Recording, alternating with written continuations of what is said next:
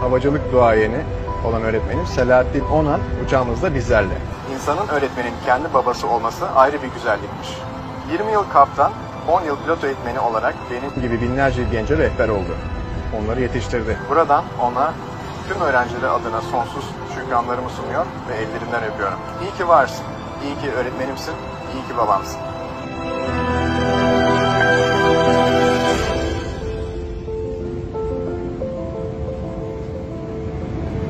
Hocam, Türk Hava Yolları'nın tüm kaptanları adına Öğretmenler Gününüz kutlu olsun. Tüm emekleriniz için çok teşekkürler hocam. Sizi çok seviyoruz.